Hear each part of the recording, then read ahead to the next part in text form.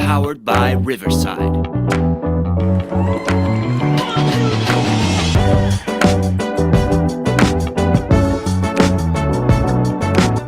Oh, hey. A little late on the cue, but all right. We're in, baby. It's 2:01 on a Wednesday. It's the Bullpen. I'm your host, Tony Mack. It's Tricky Ricky.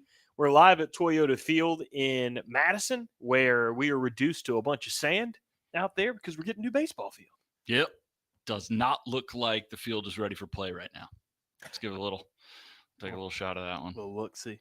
Of what used to be the number one field in the Southern League, which will now be a revamped, even better version of the number one field in the Southern League. So they're working hard out there, man. They're doing a lot. They're doing an incredible. They just started picking up the grass like this time yesterday, and now they've had to make individual cuts into some of the grass along the baselines, like a guy with a shovel, just every 3 inches, just it looks like insane work. So that's going on out there as we prepare for light show season here at Toyota Field. Not so much on the field, but a lot going on in the parking lot out there. Getting some lights built right now. That, of course, gets started on November the 18th. That is a Friday, so we get the weekend started there the week before Thanksgiving. You can get a little taste of Christmas there before you get a taste of the bird on Thanksgiving. Am I right, Tony Mack? amen. You didn't hear a word I said, did you? Taste of something before the bird. All right. Good enough. You going to give me the bird or something? I'm going to keep going. You keep doing what you're doing. It's pulling up the live stream. I know I do stuff like that all the time. Robert I'm the worst hey. person. Hello, Robert. Hello, and Robert. I'd like to invite you to check out something that is Trash Pandas baseball related, and it is the minor league baseball premier play of the year. Ooh. Votes are being taken right now, and the Pandas are in the running for it. In fact, if you're watching this on YouTube right now, you can check out the description I got on this video. There's a link. You can go vote for Bryce Teodosio's diving catch to make it the premier play of the entire year, which if you've seen this catch, it's insane. I mean, it's so good, it's kind of scary because him and the left fielder go diving at the same time and synchronized, go right past each other. It was like watching the Blue Angels do a flyover or something like that, as close as they were to making that play, and Bryce makes it. It's a wild one there. I didn't even watch the other teams because who cares? It's right. Oh, same. Who cares? They're just scrolled down to Bryce's, watched it 800 times. Like, well, that's clearly the best play. Well, how do you know? Did you compare it to the other plays? I don't need to. And that was the thing about Teodosio too, is that you can go look at some of his numbers, and it's not super flattering when you compare it to the rest of the league. But the one thing that dude was for the Trash Pandas in 2022 was clutch. He came up with so many clutch plays at the plate, so many clutch moments in the field. When I think Bryce Teodosio, as amazing as that play was, and the fact that it's up for the best minor league play of the year, that's not even the first play that pops into my head when I think of Bryce Teodosio. Oh, I know, right? We all think about the inside the park home run that clinched the first half, clinched the playoff berth. Not a bad play. There might be something commemorating that down the line. Got something in here? Yeah. Okay, you good? You need a little? I'm totally good now. Thank you. No need for no. That's fine. You're spraying a little bit there. I think you're making the problem worse. That's probably yeah, there might be a little something down the line there. There you go. So keep your eyes out for that one, and you can vote as many times as you want for Bryce's catch to be the play of the year. So if you got some free time, click away. Go check that out. It was such a great play, such a great season too. But back to what you were talking about with the Christmas light show coming up November 18th. Man, it is such a special opportunity. And yeah, when you drive out here and look at the parking lot, it looks a little different because there's 1.5 miles of Christmas lights out there. Oh yeah. We can't even park where we normally park because of the Christmas light show. That's how big it is. So great. Yeah, it is. It's in the parking lot, so it does make it tough to park. You would think. Did you see who the number one team of college football was? Would those come out yesterday? Did you see that by chance? The playoff rankings? That's probably like Alabama or something. I have this weird, I don't know, there's something in my head. It's making me think that like maybe we were doing this podcast a couple days ago. Like, that's right. You said that Georgia would be number one.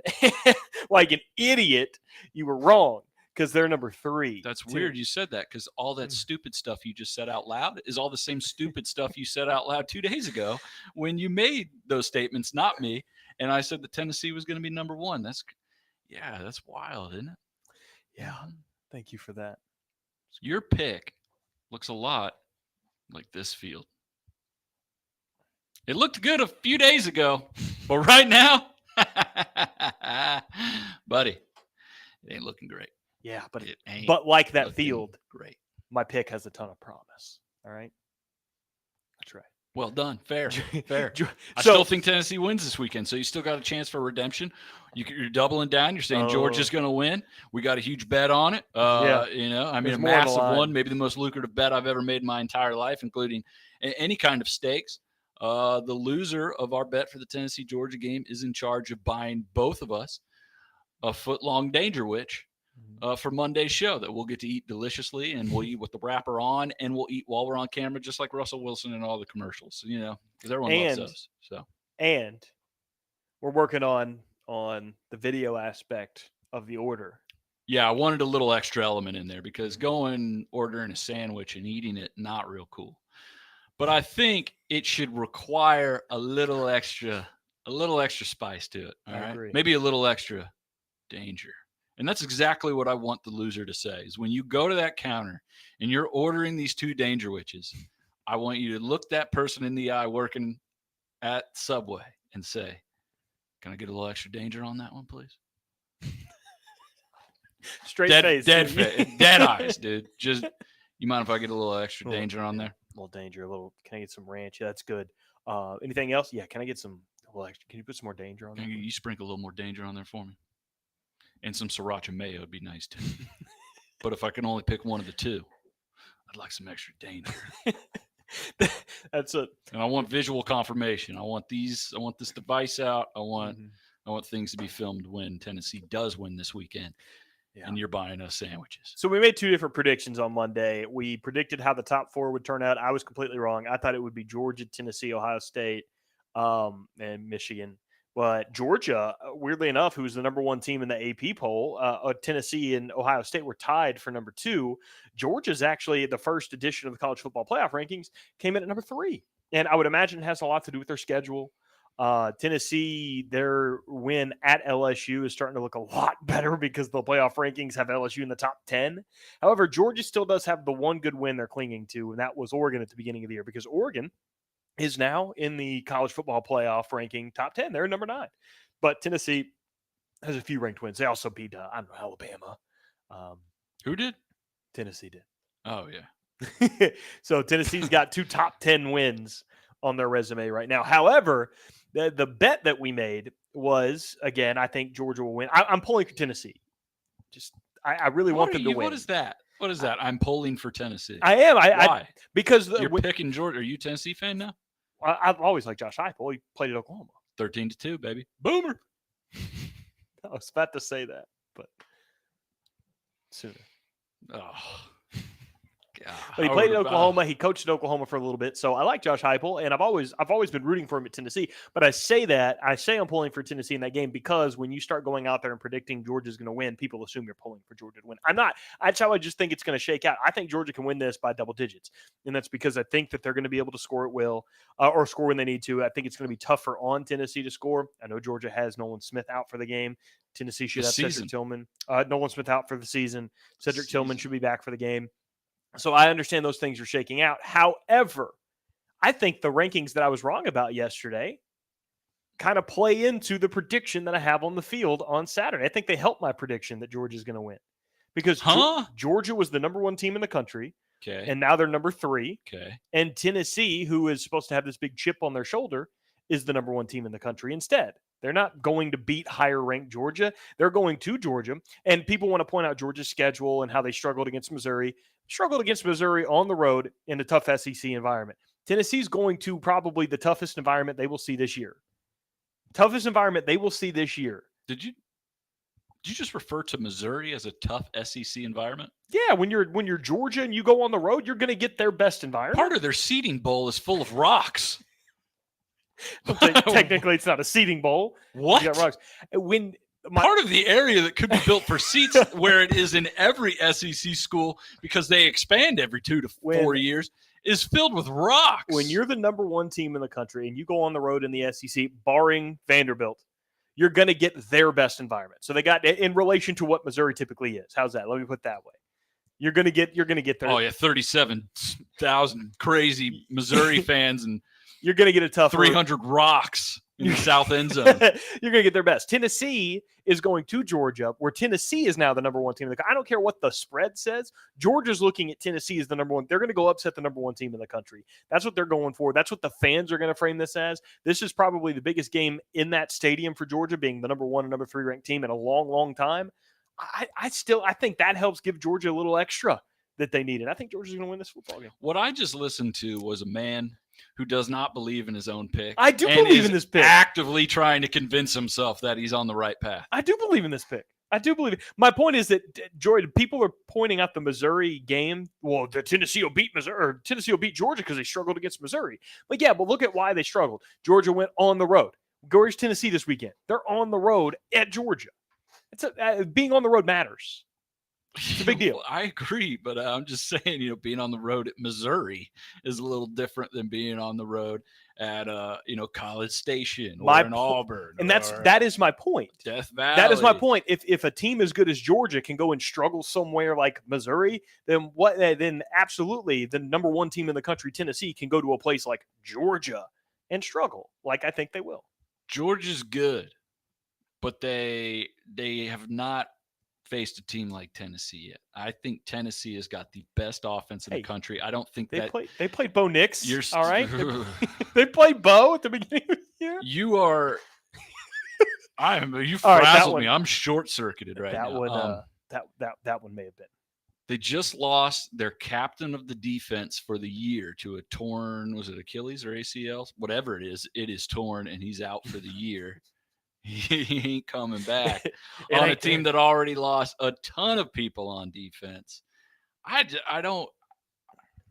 think people are still looking at this Georgia team and giving them a little juice from winning a championship last year, and this is not the same Georgia team as the one they had last year. I agree, but I still think they're good enough to win this game. Some things that I think are indisputable. I think that Georgia is going to now have a little extra motivation at home. I think Georgia's still, on paper, the more talented football team. And they still have guys from that championship team last year, not all of them, that are battle-tested and have grown into leadership roles there that are used to big games like this. Like who? So, Jalen Carter, from a year ago, is probably one of the top off the draft boards. Okay. Keely Ringo. Okay. Guys like that. Stetson Bennett. The whole tight end. All their receivers. I mean, they've been there before. They've done it. You know what I mean? So I don't know, man. I don't know. I think it's going to be a close game. The fact that you think Georgia's just going to go in there and be able to handle them, beat them by double digits, I think you're underrating Tennessee. It is going to be tough going on the road to Georgia. Sure. I mean, for sure. That's anywhere on the road aside from like Missouri and Vanderbilt. Very difficult in the SEC. Cuomo, I mean, you ever heard a rock scream? You ever played at a ballpark with 300 rocks staring at you? I mean, so I'm getting nervous just thinking about it. We got rocks along the staff parking lot here at Toyota Field. The first few months I worked here, I had to walk around. I couldn't even. I parked down the road a little bit because them rocks were so intimidating. And if Tennessee can just get over that many rocks and be able to handle that kind of atmosphere, I think they're going to be all right. That offense is tough, man. That I think I'm going to actually use points from the football part of the game and not like leadership and they've been there before and all this locker room material stuff. Well, they have. Tennessee runs fast. They're efficient, and that's going to be trouble for Georgia's defense. They're not going to be able to make the subs they want to make.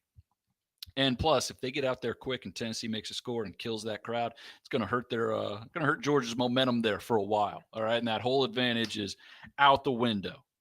Here's the problem I have here's the reason why I think it could grow to double digits. A lot of people feel like no matter who wins this game, you think it'll be one of the best games of the year. I was talking to people on Facebook last night. I grew up in Tennessee, so several people that I have on Facebook, obviously think Tennessee's going to win the game. So we had a conversation last night, and they think it'll be whoever wins a good game.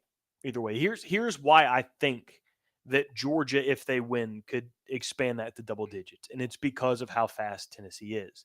It's that offense. They are one of the top in the country in points per game, if not the top. They're also one of the bottom 5, bottom 10 in time of possession. They don't hold on to the ball long because they score really fast. But they score. Well, they score really fast. They have they don't have long drives, right? Well, that goes the same way when it's 3 and out. If Georgia gets a couple of stops, but Tennessee can't stop them, then you're talking about in the first quarter, Georgia getting like 4 possessions and the opportunity to score 4 times against the secondary that I don't think is very good. And someone sent me some stats about that last night. Tennessee's got like 9 takeaways and 9 interceptions in the secondary and this many takeaways.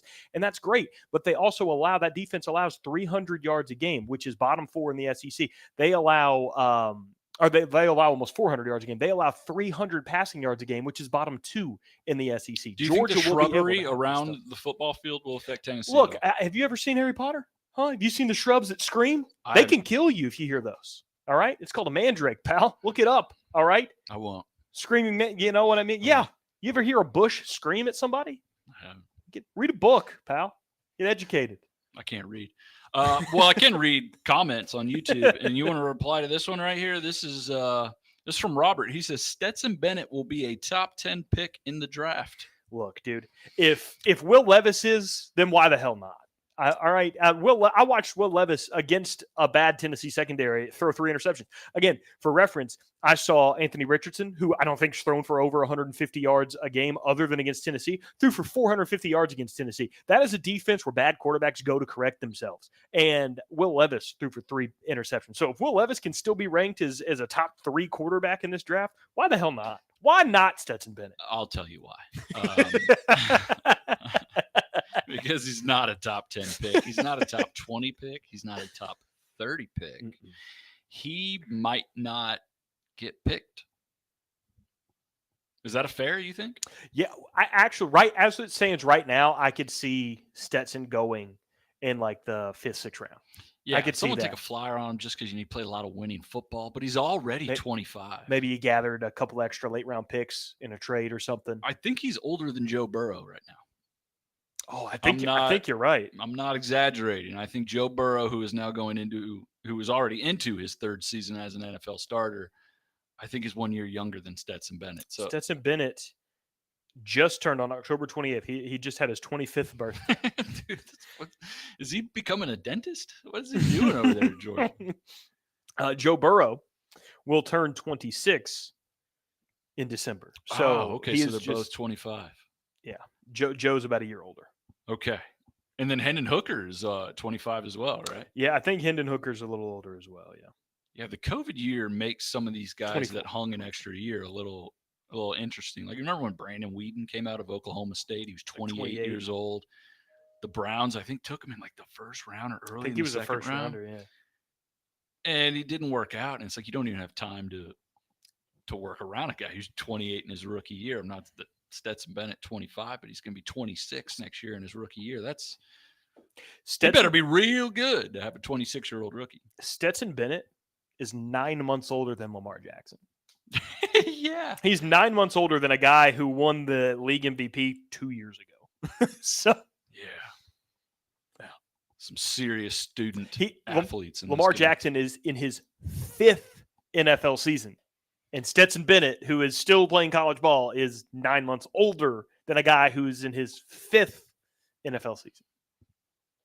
So. A lot of experience on that Bulldog sideline right there, not just in football, but in life. You know? Yeah. Stetson could rent a car. Lamar Jackson can't even rent a car right now. So Stetson Bennett. Maybe if you're the Ravens, maybe you maybe if you got a young quarterback, you get Stetson Bennett, who's a young quarterback, but he's kind of an old young quarterback, and you get him to foster your young quarterback. And how do you do your monthly? How do you balance a checkbook? How do you rent a car? How do you set up your own insurance? What's that? What's the insurance discount like when you turn 25? There you go. He knows the answer. Yeah, you can kind of just hire him to be your team's home ec teacher. That's what I'm looking for. I think that's the bar for old Stetson. But hey, I don't know. Maybe he gets. No, I can't even convince myself. No, I can't do it. He says, Robert gets back. He says, I think transferring to USC hurt Spencer Rattler's draft stock. I think Spencer Rattler hurt his. Yeah. Spencer Rattler hurt Spencer Rattler's draft Dude, stock. I watched him against Missouri, and I'm like, golly, this guy's. Does he even practice? It's crazy how hyped up a guy can get and be considered like can't miss blue chipper, and then he gets into college football and just is nowhere near. He probably, with all that NIL money that he has, and he's going to have to use because he's not going to get as much NFL money as he thought. He's going to need to hire a financial advisor. If you go to Georgia, they have a quarterback that could probably help you. I mean, a lot of experience there can help you out. Stetson Bennett, help you with your finances. Maybe not teach you how to be. You can go to Stetson Bennett's camp, like Peyton Manning and quarterbacks have quarterback camps. Stetson Bennett will just host like a financial camp. Stetson Bennett's a top 10 pick for the opening of the dean of the business school. Yeah. Oh, yeah. You looking for a new business dean? Stetson Bennett's your guy. That's a top 10 pick. That guy's going to tell you how to navigate, how to get the most out of what you got. No one's got more out of less than Stetson Bennett. Am I right? You're not wrong. You're not wrong there. So, yeah, I don't think Stetson Bennett will be a first-round draft pick. I don't think he'll be anywhere close.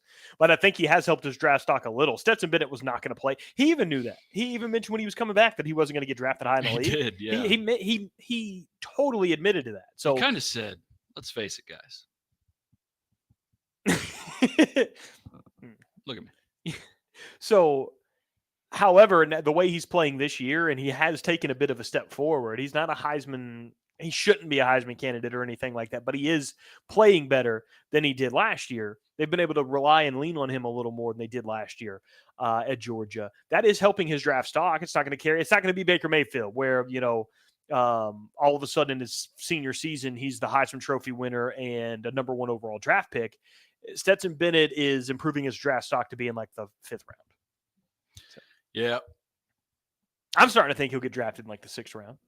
So I can see someone doing it. Yeah, give him a try. Bill Belichick going after another one.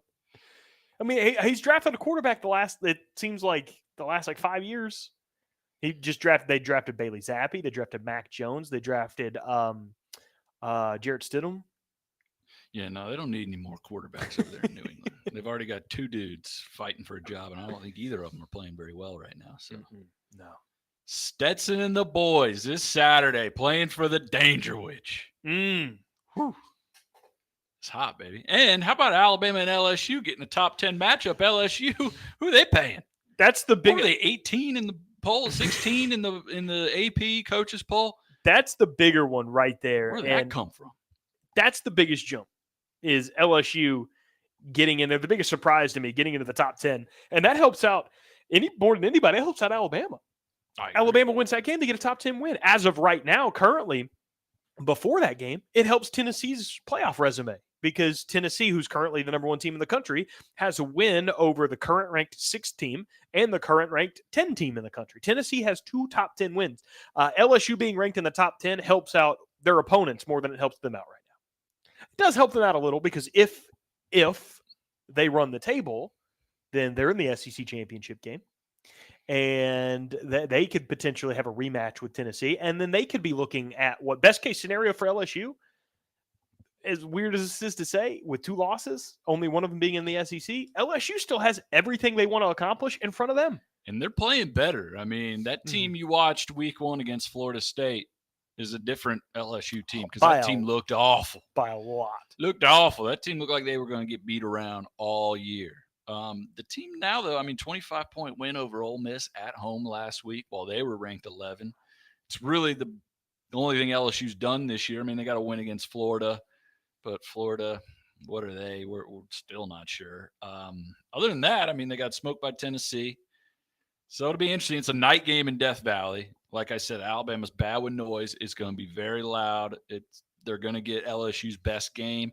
But Brian Kelly knows how to get beat up by Nick Saban. He's done it before. And I don't think LSU's going to win this game. But I think it'll still be a little closer than what I thought after watching them lose on Memorial Day back against Florida State. Labor Day. Oh, yeah. Yeah. Labor Day. Yeah, Memorial Day. That's not even close. That's during baseball season. Yeah, that's May.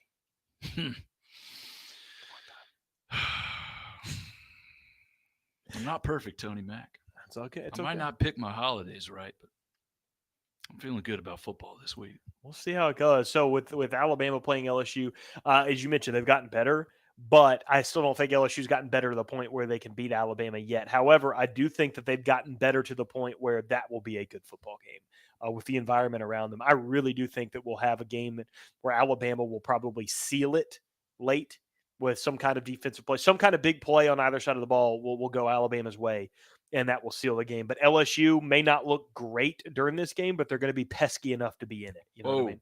Whoa, we got another big game in the SEC this week. Who's that? Kentucky's going down there to play in the house filled with rocks. Mizzou Rock City, baby.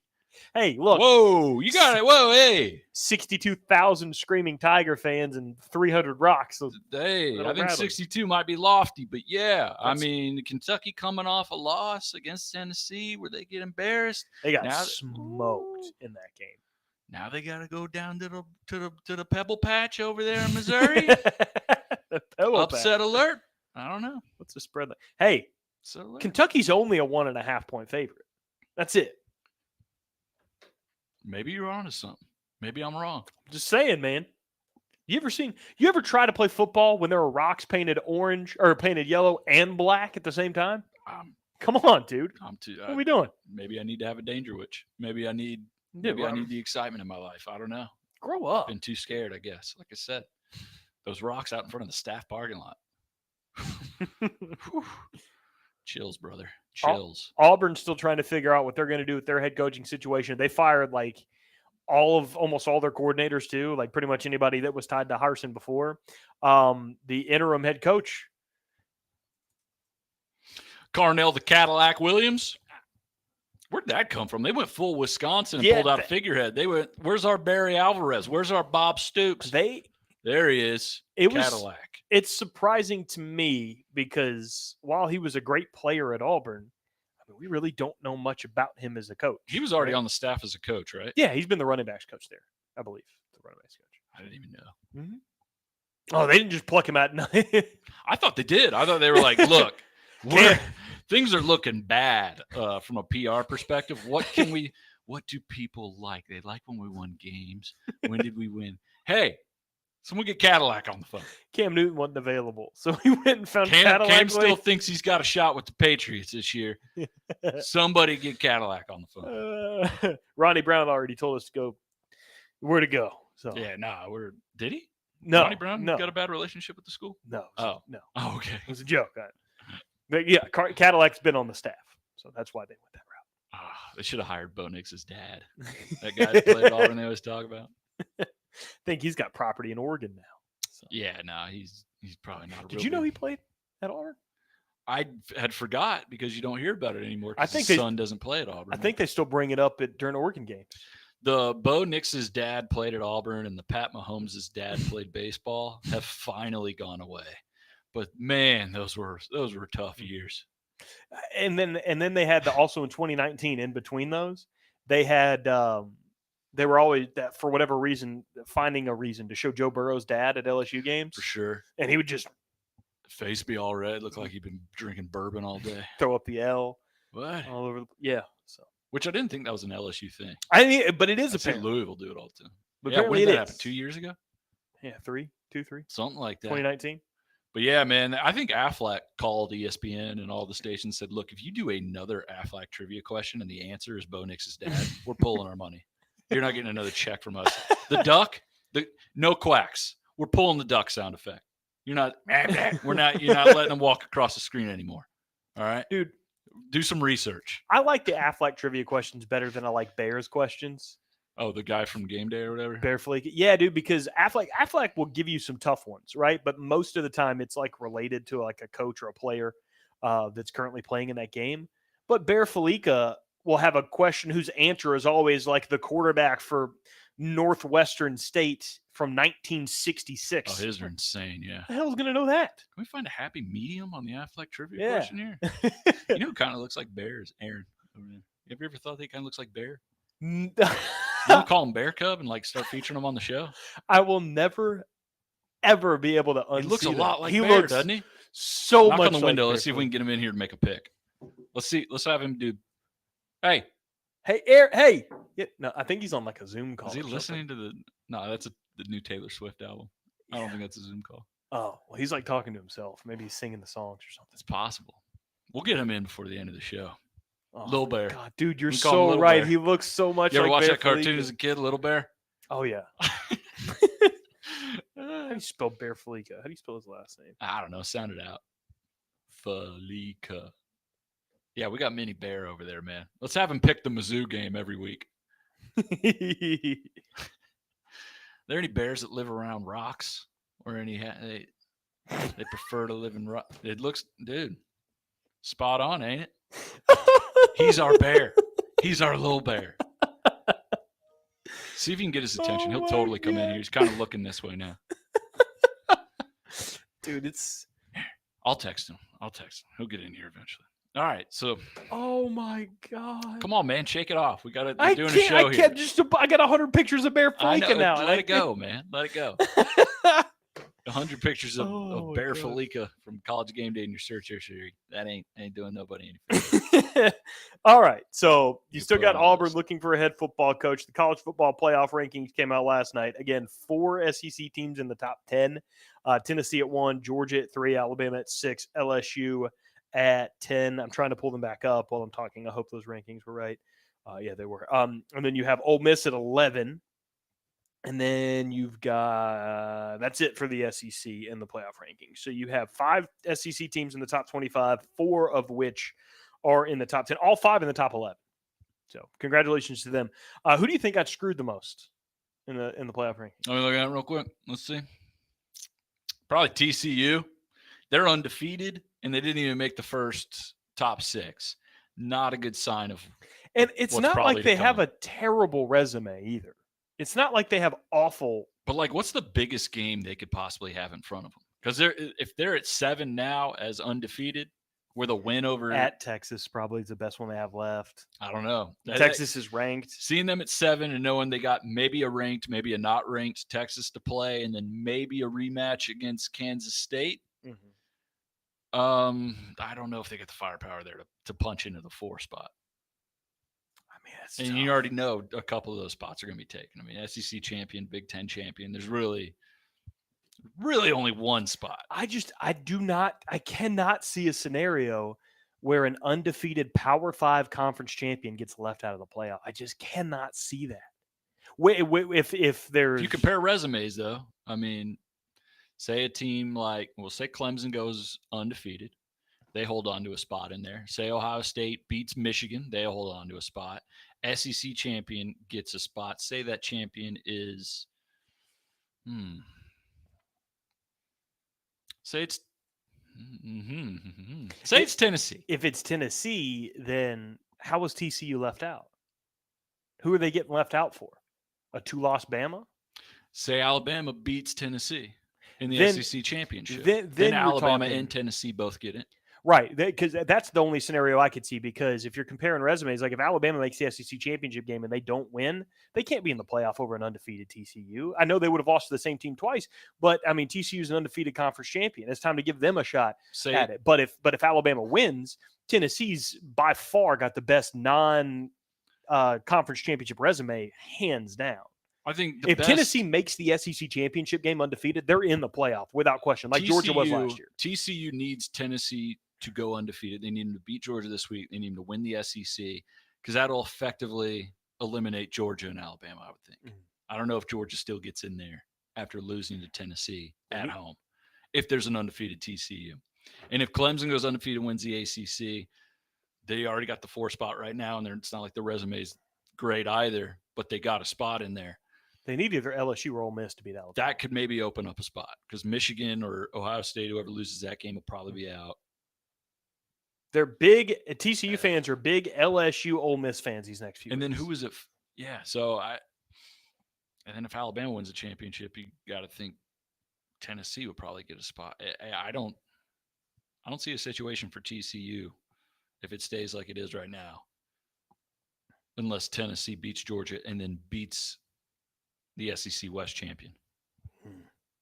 So tough. I would say they probably got screwed. Undefeated, and they need like 3 things to happen. I agree with you there. Oregon or TCU getting screwed. Oregon's at 8, USC's at 9, and then LSU is the highest ranked 2-loss team at number 10, and then Kansas State at 13, and Penn State at 15 are 2-loss teams. Kansas State hanging on to their 2 losses are great losses. They lost to undefeated TCU. They lost to Tulane, who's number 19. So a loss to Tulane's never a great loss. They're still ranked. That looks bad on paper no matter what they're ranked. They're 7-1. They're ranked. That looks bad on paper no matter what they're ranked. It does, but it helps, though. It's a good loss to Tulane. The ranking helps. The ranking helps. You don't want that win against Tulane. It looks better as an L. Oh, man. And then, of course, the NFL trade deadline was yesterday, too. A lot of moves. A lot of teams that didn't make moves that I thought would make moves. A lot of teams. There was one team that didn't make a move that I could have guaranteed. I would have bet you a lot of money would not make a move, and they didn't. The Titans. I knew they weren't. The Titans are the Green Bay Packers of the South. They both are very content with having teams that are just not good enough to win a Super Bowl, and therefore don't do anything to improve that or anything. They just, in fact, the Titans will make a trade and send away one of their best players. That team, by the way, is undefeated. I don't know. It doesn't seem like you're playing for now. It doesn't seem like you're playing for the future. It just seems like you're not playing for anything. I'm playing for a playoff, I guess. I mean, because it looks like the Titans are good enough to be in the playoffs, and that's about it. Because they're good enough to win their division. Yeah, that's about it. They'll make the playoff and try to see if anything can happen. But I mean, if you're like, the Miami Dolphins made some moves in the AFC. Who did they grab? So, and that's going to be a wild card spot, you think, with Buffalo Bills and how good they're playing. Miami got it was Bradley Chubb, right? And they also traded Chase Edmonds. They traded Chase Edmonds, got Jeff Wilson from the Niners. They got Wilson and Mostert there in the backfield, the same backfield McDaniel had last year in San Francisco, minus Elijah Mitchell. Chase Claypool's a Bear. Claypool's a Bear. The Packers still don't have anybody at wideout. Interesting day. Well, there was a couple other moves, right? Well, I mean, not to forget about the breaking news you broke in with our last podcast. Roquan Smith kind of started that whole thing. The big ones. TJ Hawkinson was traded from the Detroit Lions to the Minnesota Vikings, which I think the Lions are really setting themselves up well as a team playing for the future. Not this year, but I mean like future, like next year. Okay. Oh, go ahead. I just have one issue with trading TJ Hawkinson away and setting themselves up for the future. If you want to frame it that way, that's fine. TJ, I thought, could be a young centerpiece. You know what I mean? He's a young player. But if you're going to trade him somewhere, a guy who's got tremendous upside for what looks to be a long career, why would you trade him to a team that you're going to have to see twice a year? Because you think he stinks. But he doesn't stink. TJ Hawkinson is currently tied for 67th in receptions. He's 36th in yards, and he's tied for 16th in touchdowns with 3. Yeah, but you know, tight ends do more than catch the football, right? Sure, they block. Yeah. Yeah. But I mean, there's a lot of guys you can get that can block. If they're not going to catch a whole lot of passes, you can just put another tackle out there. They're better at blocking. Let's watch those numbers go up in Minnesota. What I'm saying is, if you're Detroit, you shipped away the tight end who you drafted first just a few years ago, but you got your first-round pick from last year, Jameson Williams, who hasn't played at all. Mm-hmm. I don't know if he'll even play this year. It'd probably be smart not to with their record. I mean, they're not playing for anything this year.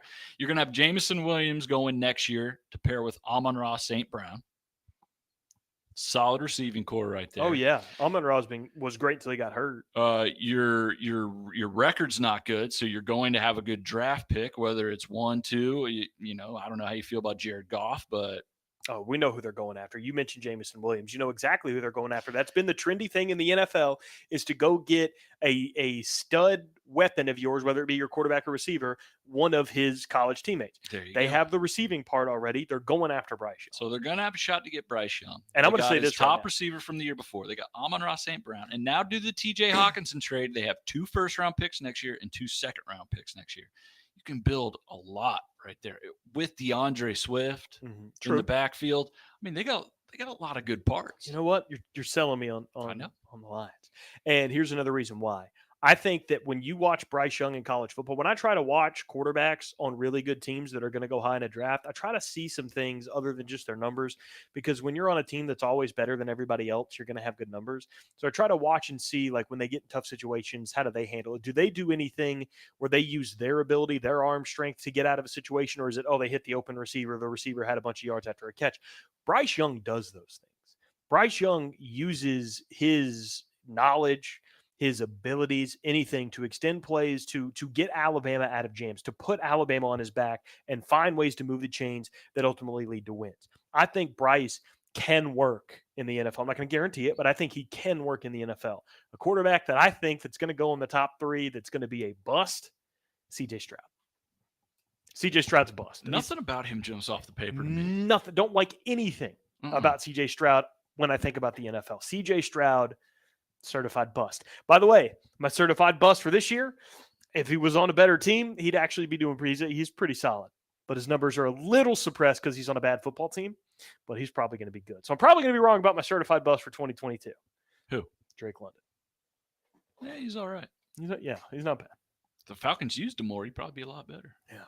If the Falcons, were a good football team. So are you still sold that the Hawkinson trade was a bad move for them? Or I didn't think it was necessarily a bad trade. I just didn't like, the part I didn't like the most is that they have to play him twice a year now. Trading him to a team inside the division. A guy who I still think is a very good football player. We'll see. I don't know. But the Lions also have 2 third-round picks next year as well. So 6 picks in the first 3 rounds. And they're going to be early picks in those rounds if they keep losing. I mean, Jared Goff, his record at home and his record on the road is drastically different. His stats are drastically different. He's got tiny hands, so when it comes cold, he fumbles all the time. Naturally, shrinkage. They're going to have to get rid of him. Number one, I agree with you there. But also, is Dan Campbell going to be around long enough to see the overhaul? Because I hope so. He'll really get another year, but this is his second year, right? And I'm really starting to like Dan Campbell. They showed some promise last year, but they can't win close games. I mean, they still lose a lot. It seems like they're in close games all the time. And there was a lot of hype going with the Detroit Lions this year. I mean, it was the number 1 bet in football for the over on expected wins. The number 1 team being bet was the Detroit Lions, and I believe it was 6. And currently, they have 1 win, right? Yeah, they're 1-6. So, at some point, you gotta harvest. You gotta harvest some W's there. And I think next year, if they do get that pick, if they get Bryce Young, if they get a lot of good parts, there's going to be even more potential. There's going to be more hype. But if they go out there and go 1-15, old Danny might be hitting the road. He's going to be biting kneecaps somewhere else. He's going to be biting kneecaps as the O-line coach for probably Auburn. The other trade that happened yesterday that we didn't bring up because he's not playing this year. No? What? Calvin Ridley. Oh, yeah, Calvin Ridley got traded to the Jags. Yeah. The Jags pick up a dude that can't even play this year. That's playing for the future. Yeah, 100%. Dude. The Falcons got a 23 fifth-round pick and a 24 conditional second-round pick. Do you think like the Packers, like their fans are looking at their GM like the way Vince Vaughn looked at his news team in Anchorman when Brick was like, well, where do you get your clothes? Toilet store? And then he looks at his guy, he's like, even the stupid guy said something. Where are you guys? Well, they're like, even the Jags made a trade for a guy who can't even play. Why? We can't. Come on, man. At least do something. The Bills traded a backup running back for another backup running back, and we can't even go after a receiver, guys. We can't do that. We can't do any of that. Golly. Calvin Ridley, too, was suspended on a bet where I think he picked the Falcons to beat the Jaguars. I don't think, is that true? Yeah, I think, yeah. It was the Falcons-Jags game that he bet on? Wow. Let me do a little double check right here for you. Dude, how amazing would that be if he got suspended again for betting the opposite way on the same game this year, now that he's a Jaguar? Sorry, what was that? So he gets suspended for betting on a Falcons-Jags game, pick the Falcons. But now that he's a Jag, they play again, he bets on the Jags, then gets suspended again. That'd be pretty awesome. that'd be a great way to get suspended for life. What do you do? Oh, well, you got caught 1 year betting. And what do you do the second time? Did it again, man. You can't get off the horse. Which, by the way, I saw news that there's a Hard Rock casino opening up in Cincinnati, in Cincinnati's ballpark for the Reds. No way. You know, the home of Pete Rose? Pete Rose? Yeah.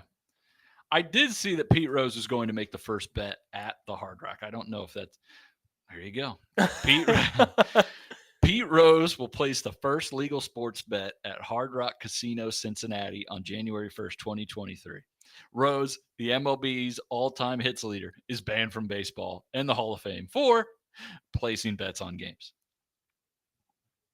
What are we doing? What are we doing? You know who needs to place the second bet? What are we the doing? Ghost of Shoeless Joe Jackson. We need to go get those guys. I mean, what the hell are we doing? Oh, no, man. There isn't hey, Pete, you know the thing you did that got you suspended forever, like barred you from the Hall of Fame? Yeah, it's pretty bad. You want to come do that here at that stadium? I mean, it's legal now. Hey, all right. That'd be fun, huh? It's just like getting your own bust in the Hall of Fame. What are we? We'll put a picture of you up in the bathroom. We'll put a picture of you above the sneeze guard by the buffet. All you can eat breakfast buffet. We call it the Pete Rose Hall of Buffet. So it's a pretty good deal you're getting here, bud. Dare I say even better. It's not just an omelet. It's a Pete Rose omelet. Mm-hmm. Everyone comes with a wager for the Reds to win, not to lose. That's right. Just like Calvin Ridley. You look at Jacksonville now I think Trevor Lawrence is still showing some progressions. I'm liking where he's at. He didn't take like a big leap that everyone thought he would, but I think he took a step forward and has so far through the first half of the season. But when we look at them and what they have, adding a Calvin Ridley to that next year, I'm liking the direction. I like the fact that they have now I say that and I can't think of his last name. Peterson, the coach. I was thinking of Doug Marrone. Doug Marrone's name was in my head. Doug Peterson as their head coach. A guy that I think long-term can do some nice things with the Jags. I agree. At least have them win 6 games a year. No, and I mean, they got a running back. They got Well, you would want to say James Robinson, but they traded him. Right. And then the receiver they got from Arizona, they got oh, you know. Dang it. Mm-hmm. Yeah. They really are going in the right way, though. It's almost as if subtracting Urban Meyer from the equation was a huge addition. You don't say. I don't know. Call me crazy. The real winner is still Urban Meyer because now he's going to go win a national championship at Auburn. So, where's that? I'm disappointed in the lack of Urban Meyer to Auburn rumors right now. We need to step this up, guys. No, it's because he's still a joke. A joke. Not enough of a joke to not have a pregame show job on Fox. He's on TV. But still enough of a joke to not be offered a head coaching position, which, by the way, did you see what old Deion Sanders said when he was asked about the Tigers? Someone asked him at a press conference, said, "Hey, Deion, have the Tigers reached out? What's going on? Did you see what happened?" What'd he say? He said, "Oh, yeah, the Tigers reached out to me. The Jackson State Tigers. Is that what you're talking about?" He's like, Auburn. He goes, "Oh, I'm sorry. That's a fraudulent slip," which I think he meant to say Freudian slip. But whatever. But he did answer the question. He fidgeted a little bit, like when he was asked, he did this, he like touched his belt for no reason. He readjusted and then he got set again.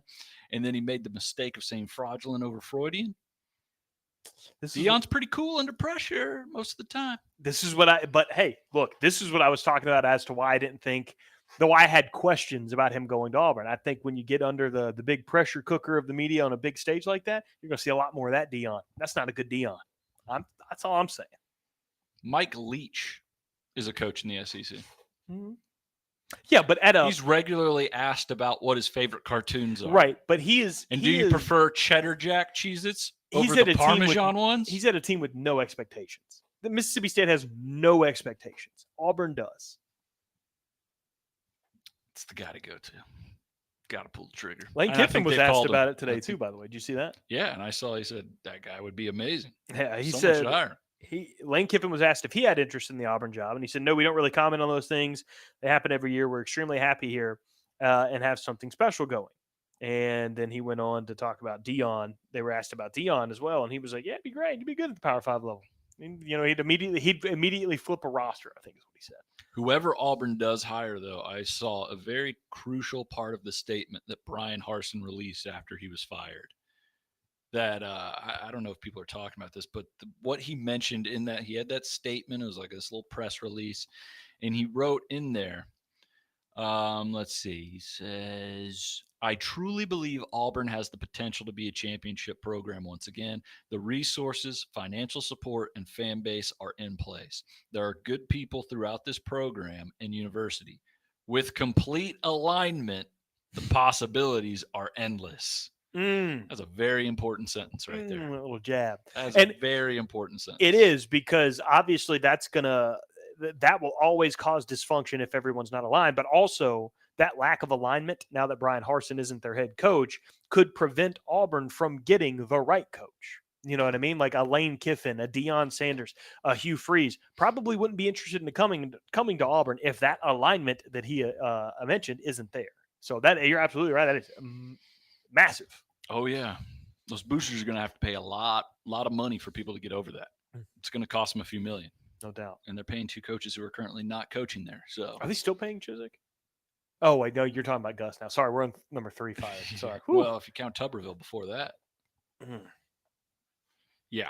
So it'd be nice to maybe hold on to a guy. Speaking of Tuberville, a guy said he was never leaving Ole Miss, then ended up at Auburn. Have to carry me out of here in a pine box. You want Lane bad. I don't think there's a chance. I want him to go to Auburn. I don't want I'm not an Auburn fan. I don't want. But you think it's going to happen though, right? I think it should. I think Lane should be the guy. I do, and I'll say it again over and over again. Like Deion, the upside of Deion Sanders, I think you're spot on with that. But I think Lane is more proven because what he's done at Ole Miss, of all, like we talked about the other day, the most accomplished we've seen Ole Miss ever happened because they were cheating. Like their coach got fired. And that's the best we've ever seen Ole Miss. They had to cheat to get that good. Lane came in, was able to do it. And so far, it seems like he did it the right way at Ole Miss. I think he could do that at Auburn. I think that the as Brian Harsin mentioned, there's money there. There's NIL stuff there. There's the resources that Lane complained he doesn't have at Ole Miss is there for him in Auburn. If that alignment is there, Lane is the right guy because when he goes in there long term, I think people will want to come play for Lane Kiffin.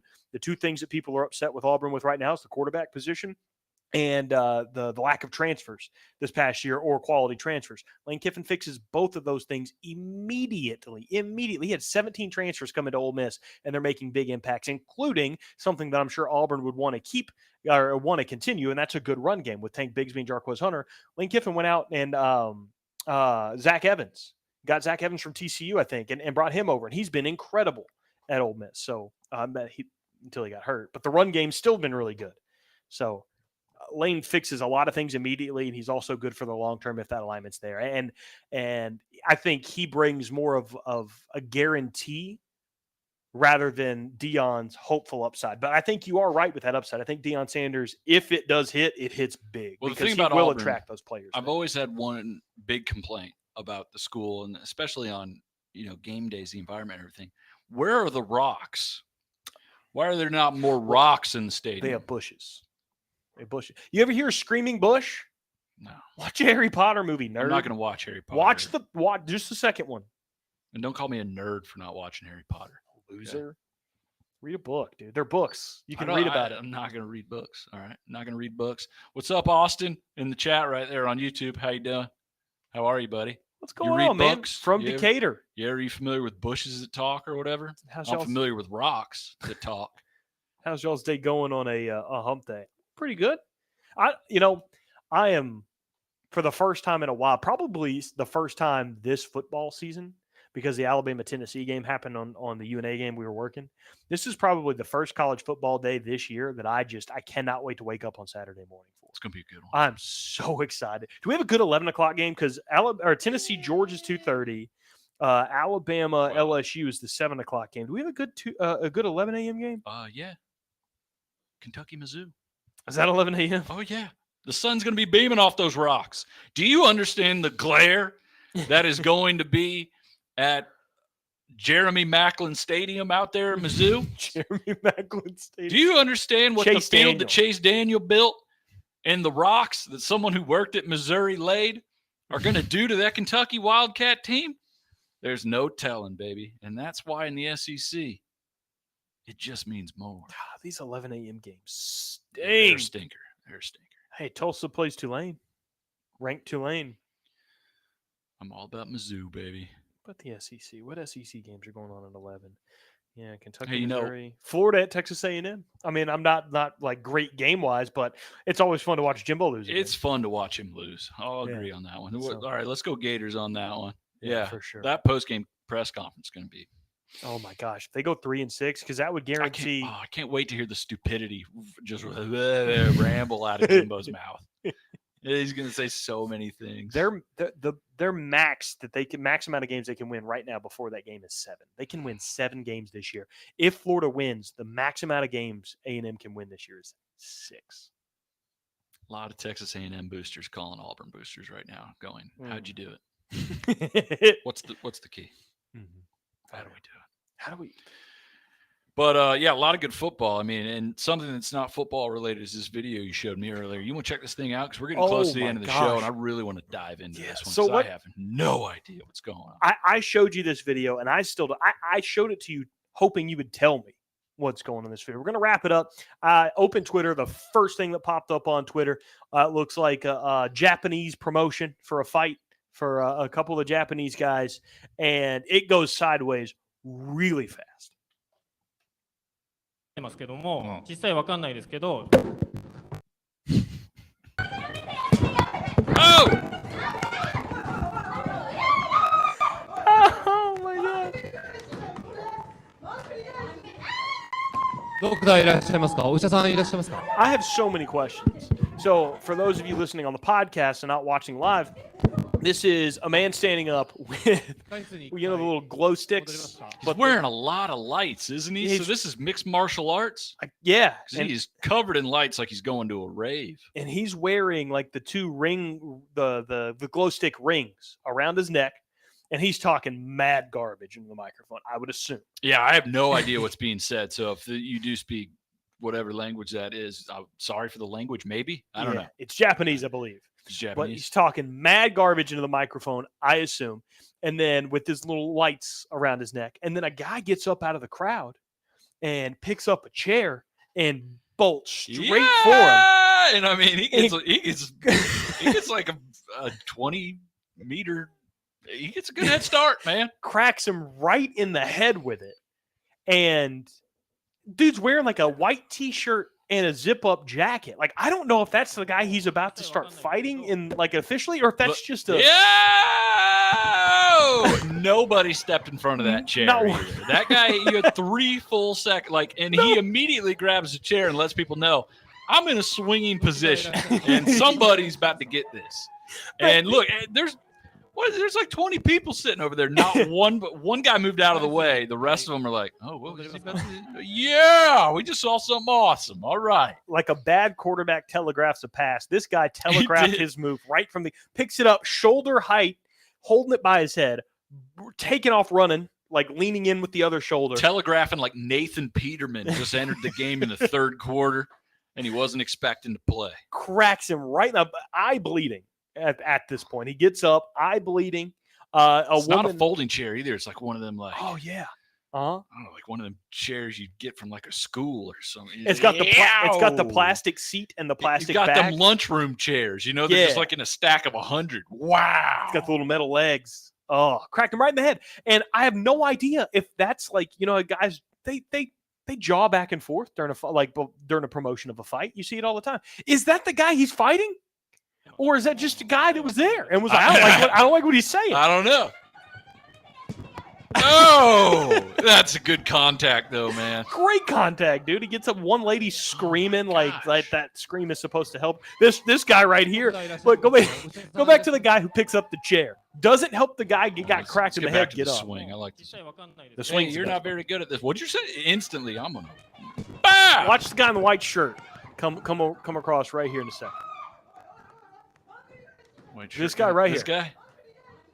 What it looked like he was going for the chair. He went to go pick up the chair.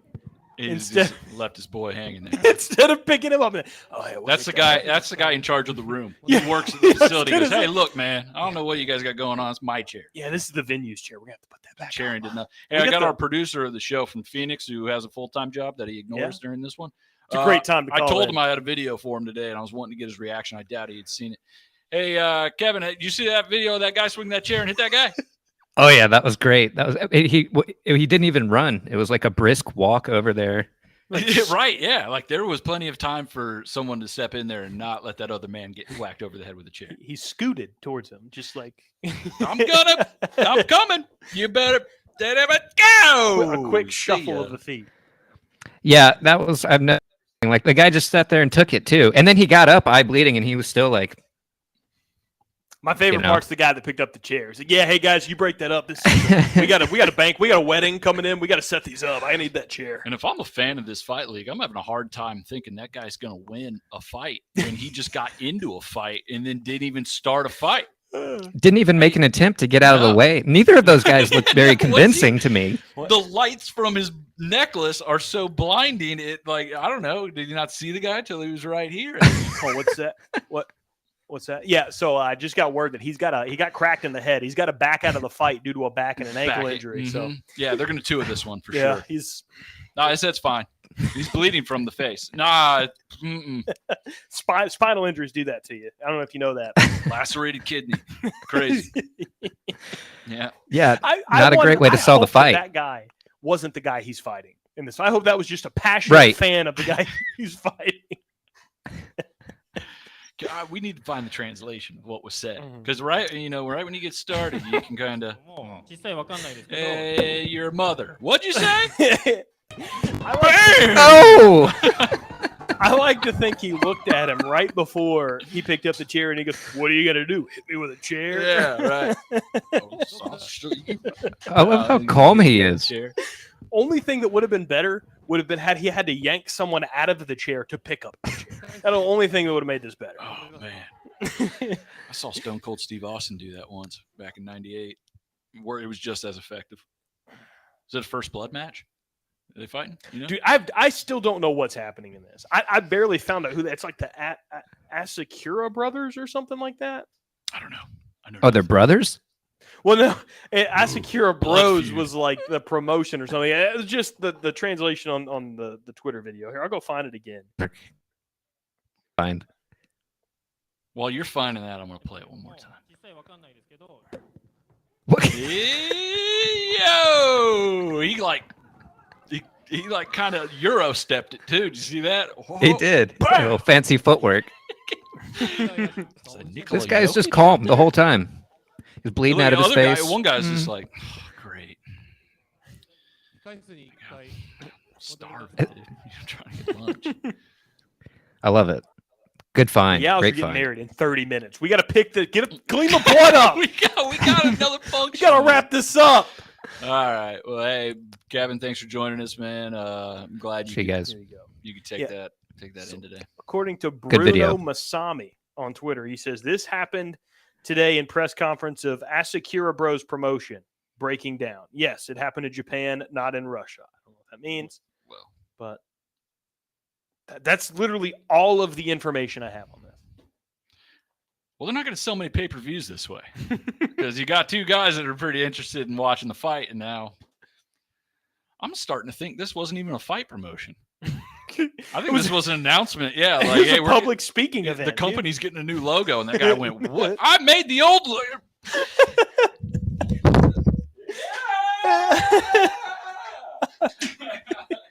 The graphic designer beat, man. I think that's put this back on.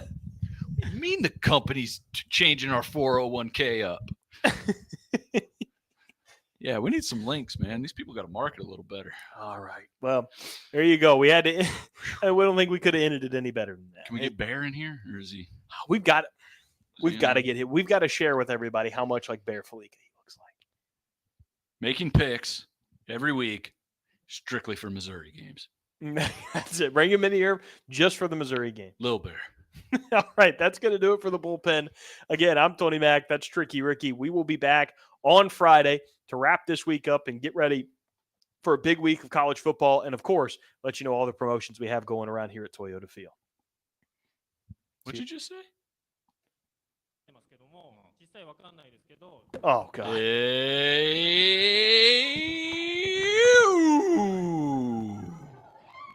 Oh, what are we doing? The McCluskeys are coming. They got a banquet in 20 minutes. No. What are we doing? Get out of here. We've got a luncheon in here. The Chamber of Commerce is going to be so upset, which I think that's them right there in the background. All right. Woo, let's put a bow on it. Let's go. We'll see you on Friday at 2 o'clock. Until then, it's been the bullpen.